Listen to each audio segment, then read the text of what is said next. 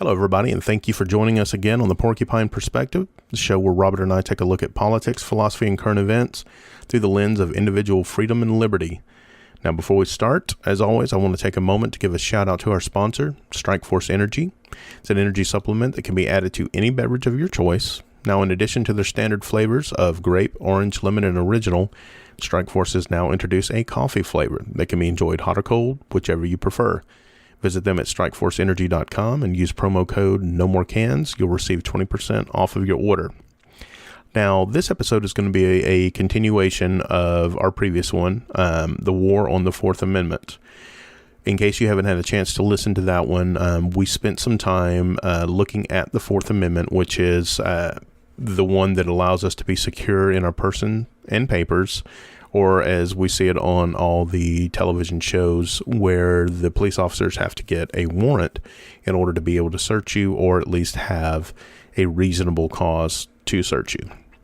We talked about the events in Houston with the no-knock raid and the police chief union president speaking out against those that are saying ill towards police officers, and that they were going to begin to track them and hold them accountable for their actions. And from that point, we ended up looking at how it appears like there's this perception of a loss of control from the perspective of law enforcement, that anytime people challenge them, there is this how dare you mentality, and it's almost like an overcompensation with the level of reaction that they have. And that's the only thing that I can think of, pardon me, that really explains this behavior. And at the very end, we were looking at the fact that law and authority are nothing more than a mass delusion. They don't truly exist, but because we were brought up in an environment where authority is strictly enforced and taught, we have this tendency as an adults to acquiesce to illegitimate authority. Did you have anything you wanted to add? Yeah, I mean, I would argue that authority would be at the point at which to which you hold it as authority. Like you said, it is a mindset, and you're ingrained with this type of doctrine. But like we spoke of in the issues of nullification, it actually is in the mind. It shows that it is in the mindset of what you view is your authority, with people deciding, hey, you know what, this is what they said, but this isn't right. So us over here, we're not doing it. So they, in a sense, have gone ahead and nullified that section or part of authority. Yeah, the authority that they felt was immoral, whether it be the instances of marijuana legalization, the cities that have become sanctuary cities in spite of or despite the laws to the contrary from the federal level. And of course, any of us that are within this movement would argue that it's perfectly constitutional if we look back at the 10th Amendment, which allows for nullification.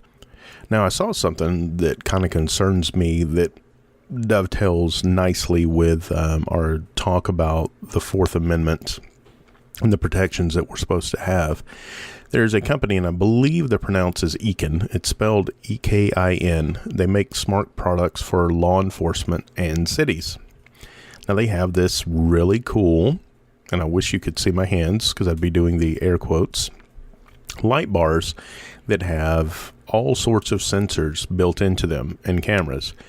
Now, these sensors, and this is where it should be concerning to us, have the capability of facial recognition, plate recognition, and speed recognition.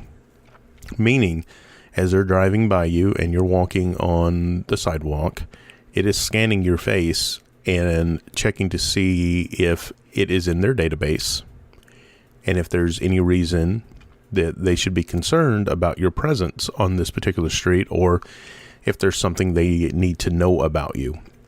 That, to me, is a violation of the Fourth. Now, the other the other two components of it, the license plate recognition and the speed recognition, I understand there is absolutely an implied consent. I don't like it.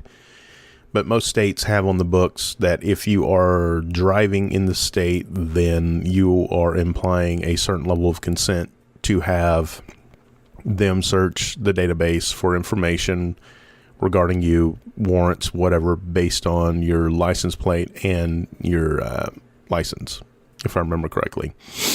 The facial recognition thing, that component really scares me. And it's not just for the top of police cars. These can actually be fixed on a road where it's scanning every car that goes on. They can be temporarily installed just on the tripod in case they've got an area they're wanting to monitor, or even fitted to bicycles that the police officers drive around. And each one of these people, each one of these cars become very similar to I don't know if you've ever seen the Google Earth cars driving around, Robert, that have all the cameras that are taking all those nice views that we take for granted. They become these little mobile data gathering stations, if you will, and everything is reported back to a central headquarters, and they're able to dispatch people to your coordinates if necessary, but it flags where you're at, where your car is at, and of course, and I really hate this, but it doesn't really have any Fourth Amendment protection, issue you a speeding ticket or even a parking ticket without them even having to stop. You just get it in the mail, little happy gram. We thank you for your donation to the city today. That will be $150. Now, yeah, exactly. Donation, right? The facial recognition thing. Let's dial back to the Fourth Amendment. I know you've done a little bit more in-depth diving. For me, I know it's not very reliable, and I think you had some numbers to go along with that. Yeah, to my understanding, even the Fed's facial recognition software under ideal conditions, it's still wrong 14% of the time. So this is going to be a mobile unit, pardon me, that's scanning in, if I'm correct, 360 degrees. And what happens is you end up having, this isn't, I'm going to focus on that person and scan that face. This is a rapid scanning feature that is scanning people quickly as the device, if it's, on a mobile, as it goes through an area. Now, with the ability of this to be able to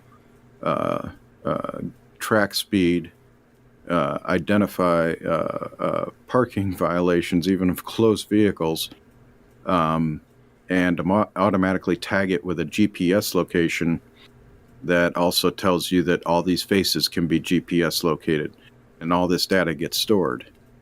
All right. Now, I would argue that you have multiple squads with this on it, not to mention stationary devices if those are employed. Now you have 24/7 surveillance on the populace, along with GPS location, facial recognition, which is a real issue. Now, from what I understand, from what I've read, that these particular technologies have a greater issue with darker complexions, and that poses that in itself would pose an alarm for any darker complexion populace. For the simple fact, now you're going to have more false positives against you than there would be for lighter skinned people. So now you've already got a built-in bias into the system. So the potential for abuse is already weighed heavily, the most on the black population, which is, why would you even add that to, the issues that anybody can read about today? No doubt. Yeah. And if I'm not mistaken, you've even got I know there's one CEO, and I can't remember the company now, of one of this technology, and he's a black individual, and he sees this as a great alarm, and he's not. He I think he may be doing some advocacy against it, and he will by no means, do Business. do business with Leos for this application. And I can fully understand this guy, and his misgivings is a light word, at least in my opinion, about this being deployed. Go ahead. I was going to say, for clarification's sake, when Robert's talking about LEOs, it's law enforcement officers. That's an acronym that we use. It's a little bit shorter. But yeah, with that many false positives already, and then you add this extra layer to it, this sounds like this is a system that could very quickly go awry. Now, where I greatly fear this, I mean, one, you've got this massive dragnet that you can imagine, especially in these urban areas, that coupled with closed circuit TV and other forms of monitoring, there's not much you're going to be able to do that is not going to be under the scrutiny of the police. Some may think that's a positive. I, of course, would disagree, but it's much in the way like drug dogs, for instance. They have a very high level of false positives.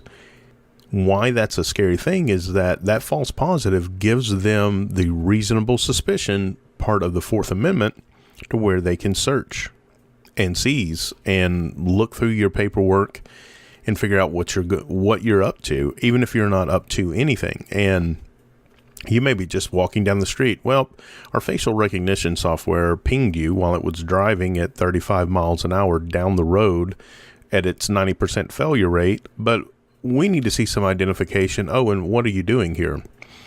Well, coupled with the attitude that the populace has against policing, especially with this type of policing, the likelihood of these negative encounters is going to increase. It's going to be a self-fulfilling catastrophe, so to speak. It's going to keep building on itself like a firestorm. And I don't see where the good side of this is, especially if you couple this with civil asset forfeiture, for instance, where if the police officer that is arresting you even suspects that you have something on you that was used or was derived from the commission of a crime, they can seize it.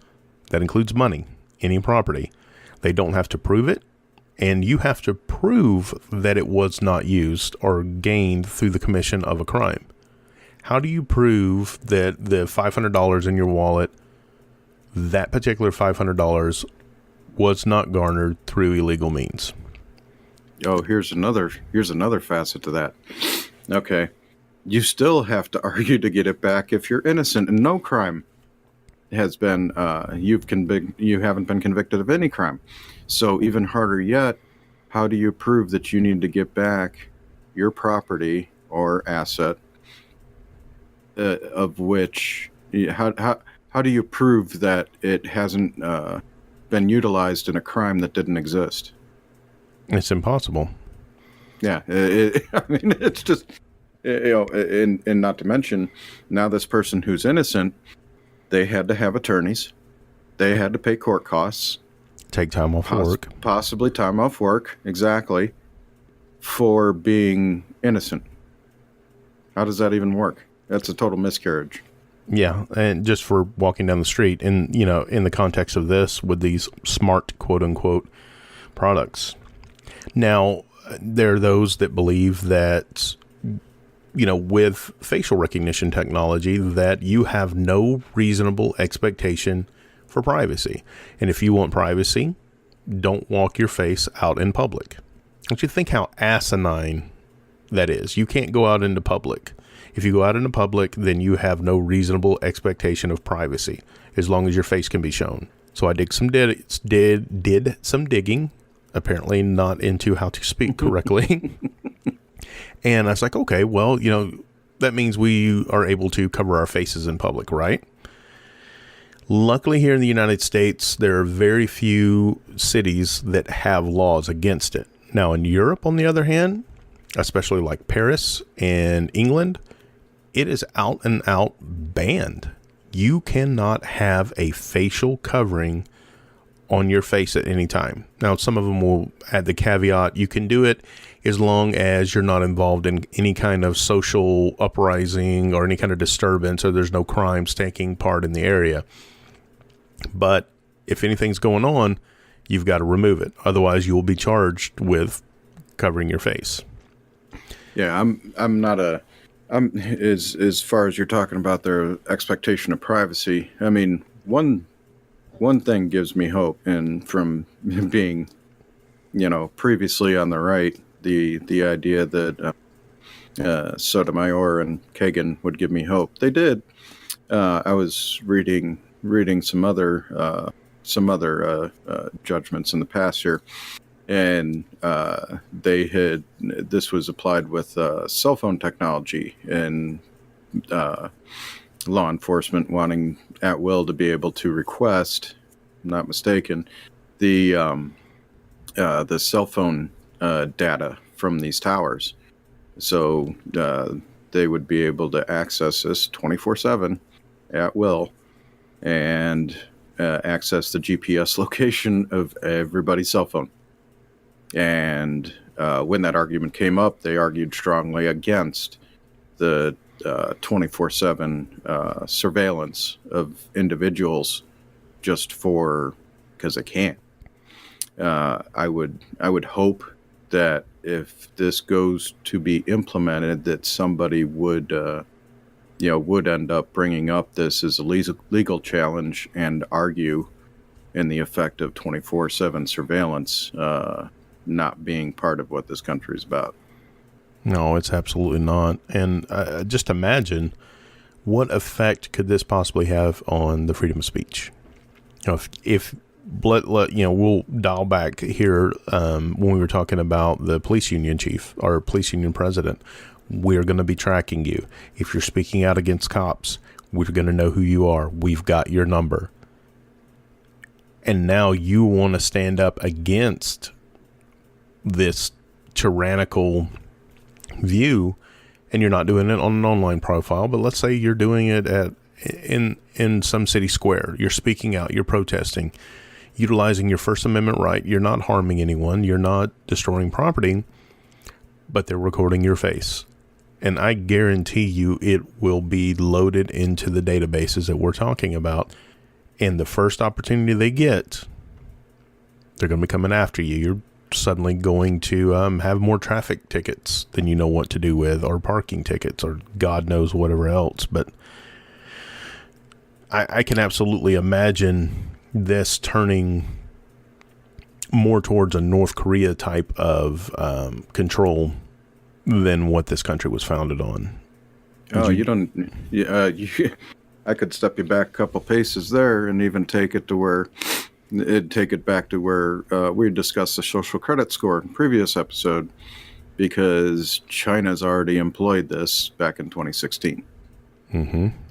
So, yeah, apparently we're taking we're going ahead and taking notes from China. If that doesn't cause a little bit of an alarm in your head, I don't know what will. So, Fourth Amendment protects us, right? Fourth Amendment is supposed to keep us secure in our persons and paper. And the Constitution applies to everywhere in the United States, right, Robert? Yeah, let me calm down and take a sigh after those previous comments. Do you need to wipe a tear off your eye? Yes. I'm going to try to hold those true and believe in them. Okay, it passed. Okay. He's over it now, guys. There is a zone in the United States where this protection does not exist. Almost 2/3 of the population live in this zone. It is the 100-mile zone within the border, and it exists all the way around the United States, the Canadian border, Western Seaboard, Eastern Seaboard, and of course, our border with Mexico. Within this zone, you do not have the protections of the Fourth Amendment. If you're within this zone, all they have to do is suspect you are doing anything in regards to illegal immigration, and they are allowed to stop you, to question you, demand identification, know exactly what you're up to. Almost 2/3, that's 200, almost 200 million people live in this zone where there is no constitutional protection against unreasonable search and seizure. What are your thoughts on that? Yeah, and I did read, and there's an argument from authorities, that the Border Patrol agents aren't supposed to be able to randomly stop folks and perform this task. They have to have reasonable suspicion, but yes, rest assured, it happens anyway, people. So once again, we'll try to believe that we're once again protected. The ACLU defined a reasonable suspicion as something more than just a hunch. Mm-hmm. It doesn't say how much more than a hunch, but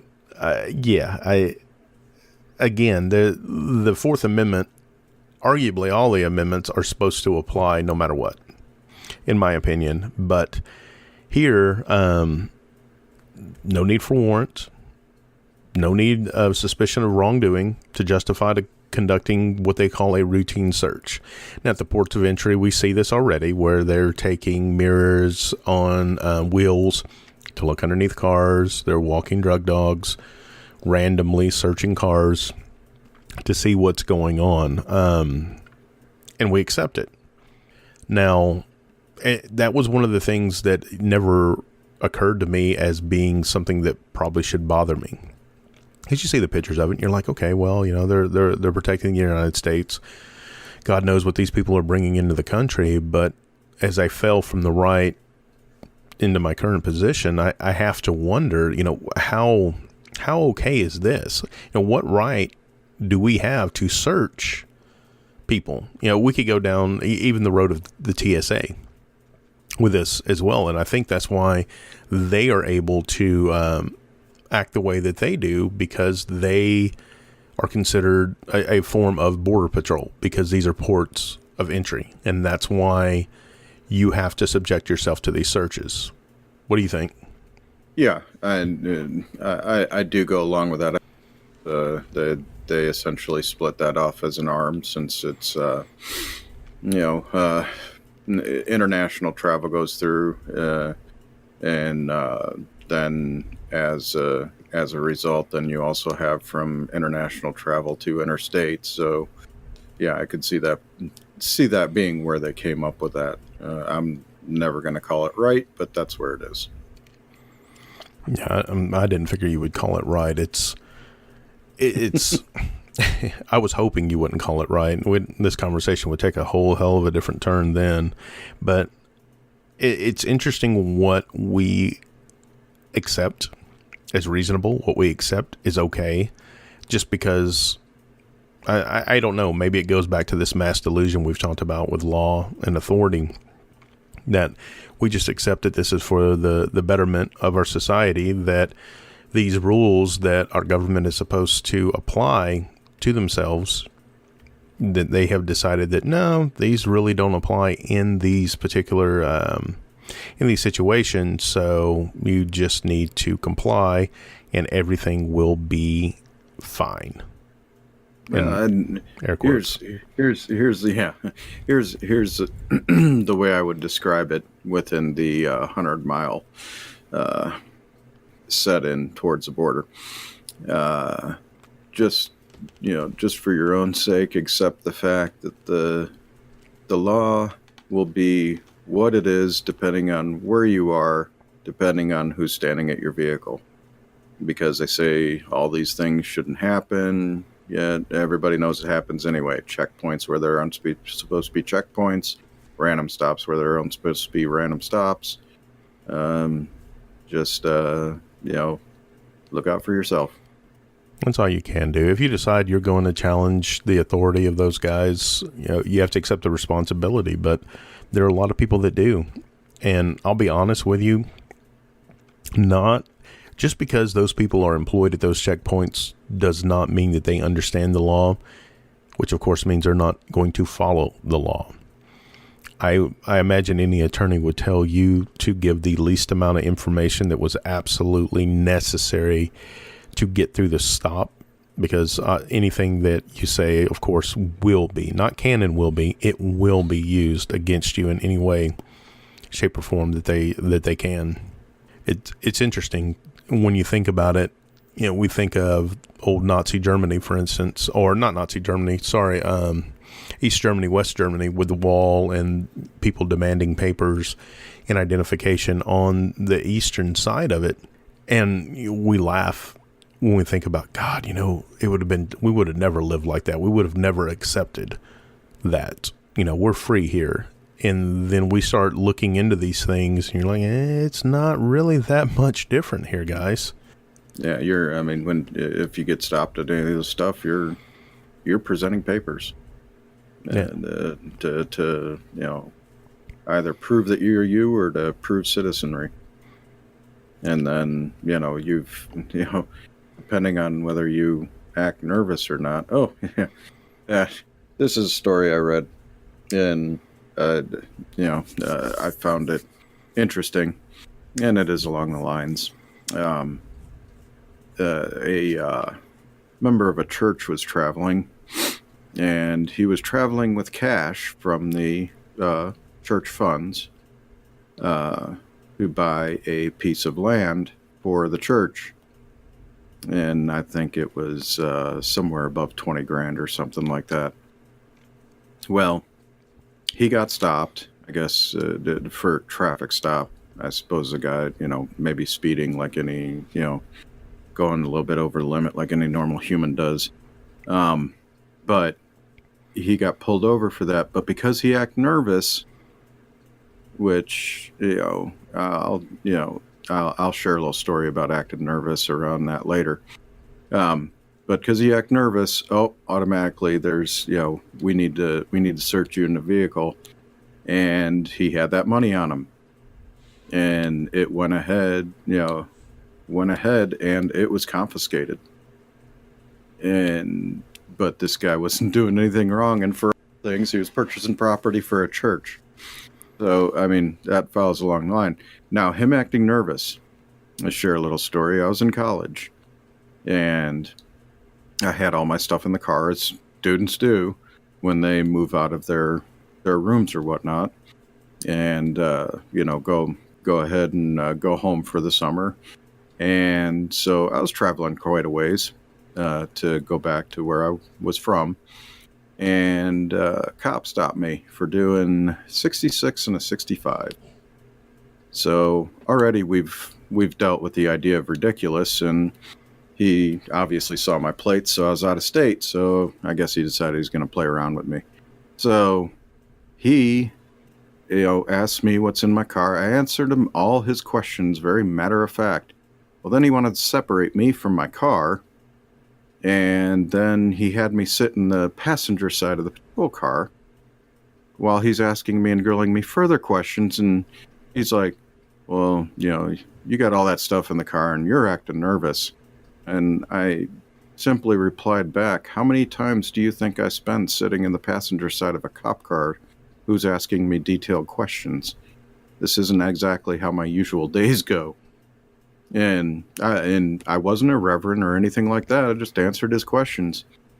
And because he couldn't find anything on me in his computer, obviously the no 66 and a 65 isn't going to hold up anywhere. So he asked me to exit the vehicle, go back into my car, that he was done with me, whatever. And as I was walking back to my car, we're pulled over in, a kind of gravelly area. He guns it. And so rocks kick up all over me and all over my vehicle.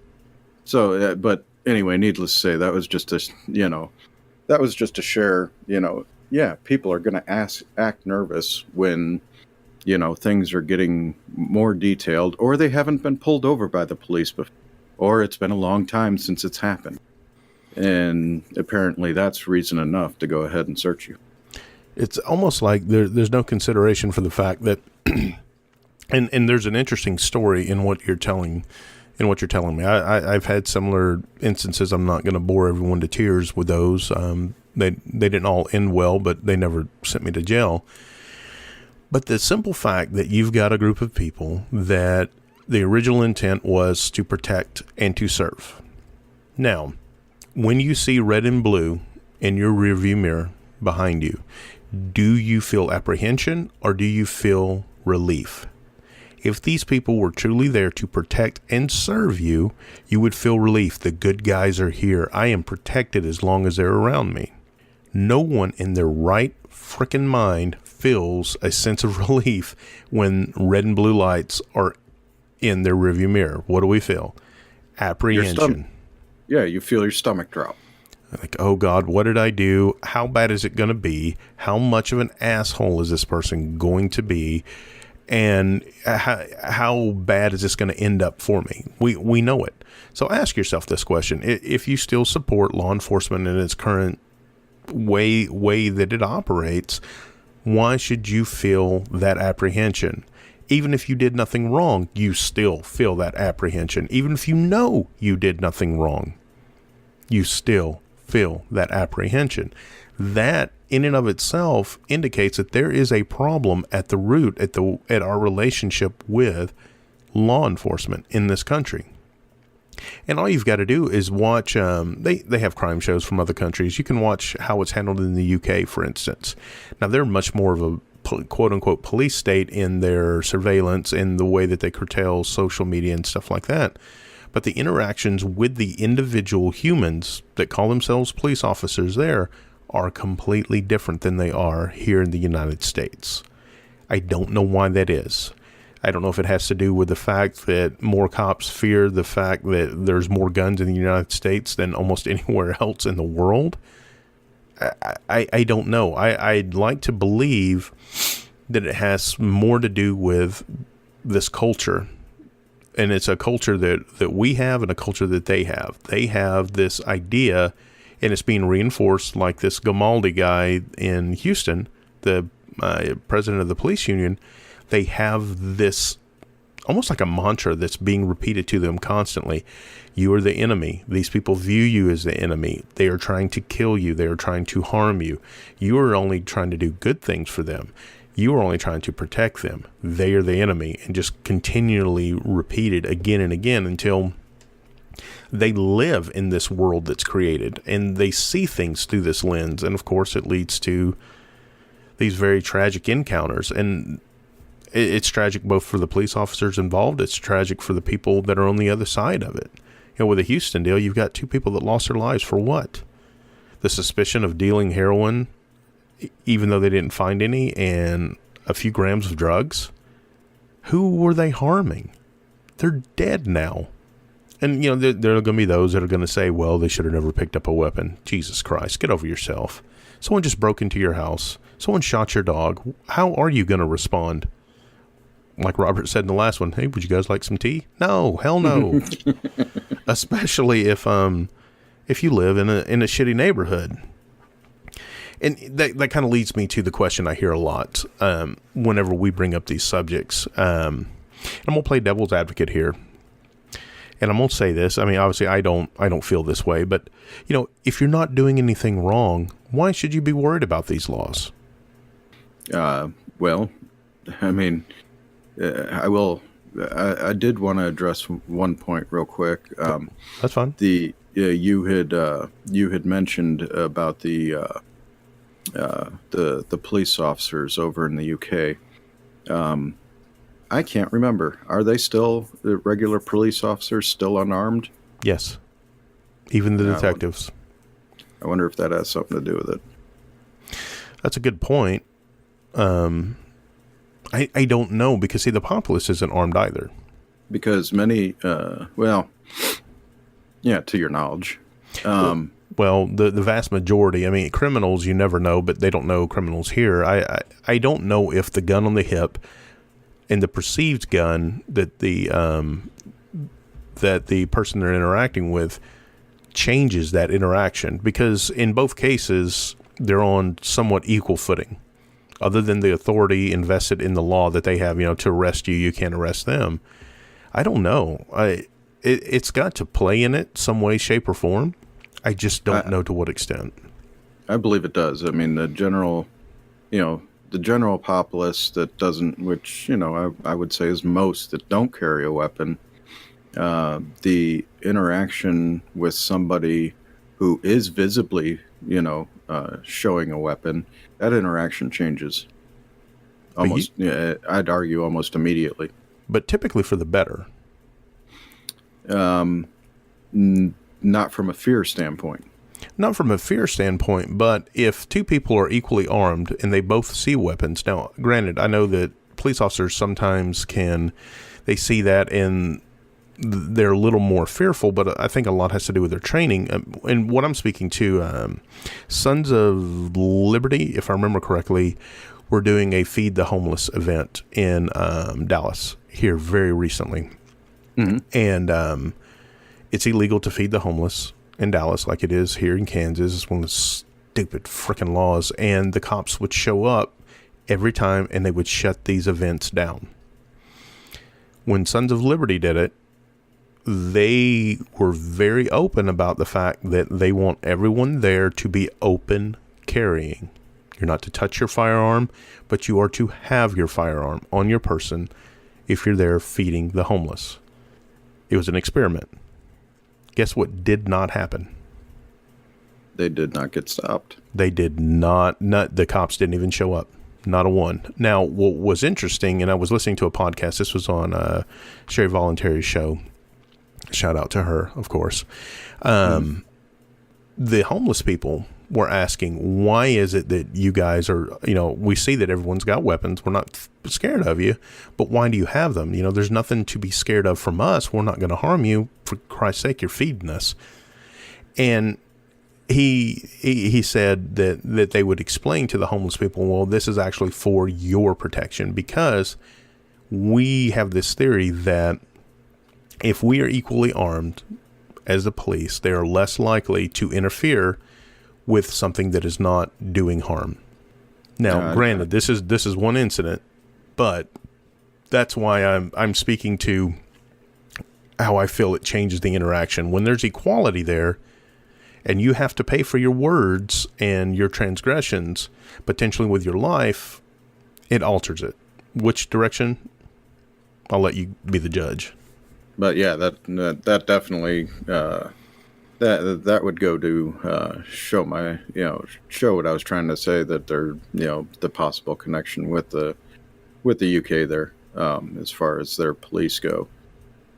But I did not know that story. But as far as the Sons of Liberty event, but that's very interesting, and it's very telling. It's very telling, and again, I don't want to say that one thing is anecdotal for a wide spectrum. I think you are correct in that there is a fear there, and that just as with some of your other commentary, a lot depends on who you're interacting with and the way the interaction is transpiring. In this case, they are breaking the law, but they are not harming anyone. It is going to be very difficult for them to go in there, act, and arrest people that are doing no harm, that are open carrying, and then have public opinion stay on their side. And it very much is a public opinion game with policing. If 100% of the community turns their back on them and they lose support, they're gone. They can't expect any help. No one's going to try to help them. No one's going to call them for any crimes. It's just you go do your own thing. So again, I think a lot of it depends on the characters and the situation and the scenarios. But it was good hearing that event, and I'm glad I got to bring it up, because that was very cool to see that people have bigger balls than I do. Because honestly, I don't know if I could have done it. I'm not going to lie, because I do everything in my power possible to avoid interactions with police officers. Not saying they're all bad. I just want to make sure I can keep saying that, because eventually you have enough interactions with those that can potentially be bad, you're going to have that really bad interaction. So I'm going to keep the odds on my side. Yeah, the less times you throw the dice. the better your odds are of not coming up with the one you don't want. You don't want to shoot craps in this game. See, Yeah. what is the terminology? It's playing Simon Says with your life. Simon says, get on the ground. Simon says, put your hands up. Don't reach for it. Oh, Simon didn't say. And then you die. So, and I'm not trying to make light of it, guys. I mean, it is a shitty situation for all parties involved. So, back to the question. Devil's advocate here. If you're not doing anything wrong, why should you be worried about these laws?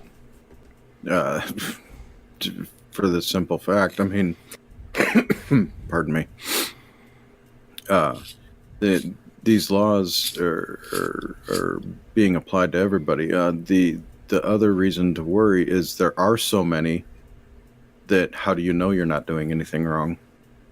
Without without carrying around and memorizing all of the legal junk that gets passed on a yearly basis.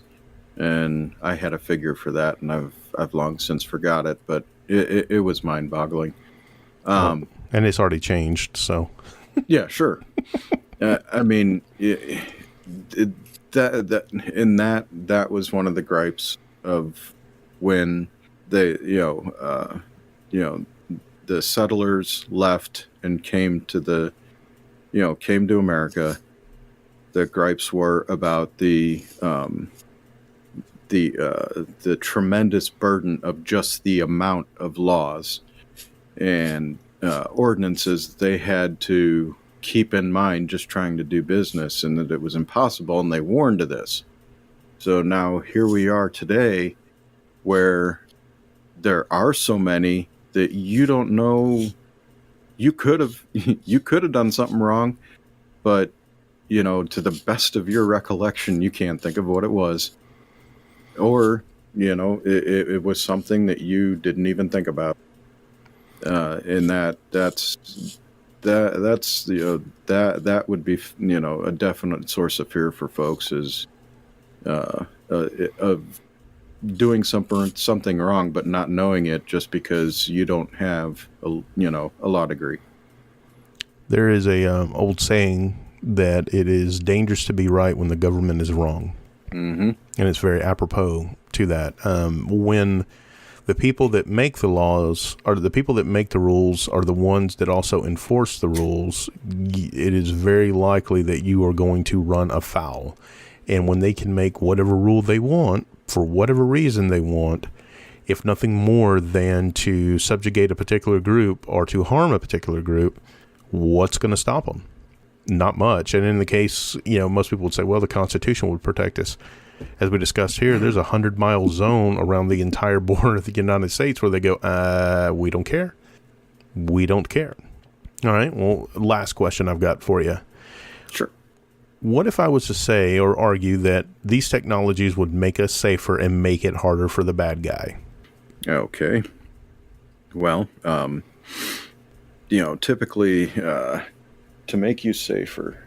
So the idea being that you're constantly being surveilled. So in the off chance, which is going to be very slim, that the face they're looking for in some most wanted or whatever is going to pop up on the block that you walk on so that they might catch them right there. I'm going to say it didn't make you any safer at all. But on the other hand of that, you've got facial recognition that's inaccurate. So it's actually become more dangerous for you should you accidentally be misidentified as somebody who did something horribly wrong, and now you've got guns drawn on. Absolutely. It depends on your definition of the bad guys. If the bad guys in this case are the ones in possession of the technology, i.e. the government, it makes it easier on them. Oh, without a doubt. And the other asset of that would be being able to rapidly scan these plates and automatically GPS assign locations for tickets to automatically be sent to the house. Hello, revenue generation.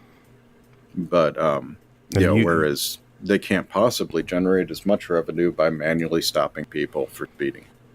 No, we've got to automate our revenue generation process as much as possible so we get more money to pay for the technologies to create more paths to income, as it were.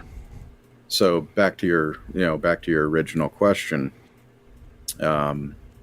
with the accidental event of being misidentified and having guns drawn on you. So now you've got the barrel of a gun pointing at you, and you're on the ground. Anytime the barrel of a gun is pointed at you, you're in danger. I don't care who's behind it. So that has a greater chance of happening than that random individual being identified with you on the same street. I would agree with your assessment. I don't think it will make us any safer. Most of these technologies don't. Well, I think that's going to wrap up our dive into the Fourth Amendment. I want to thank you guys for tuning into The Perspective today, and we hope that what you've heard will help expand your ideas towards freedom and liberty. Well, we will have links to our webpage, porcupinepov.com, in the show notes, as well as links to our Facebook and YouTube pages under The Porcupine Perspective. Give us a follow, subscription, or a like. Join in on the commentary. Now, we can't do this without you, and your 5-star reviews and subscriptions help keep us going. If you like what you're hearing, do us a favor. Click those buttons. Remember, you're only as free as you allow your own mind to be, and as always, Robert and I look forward to having you back next time. Always looking back over your shoulder, waiting around to make your move. Don't hold back, come on and get down to it. Live your life the way that you want to.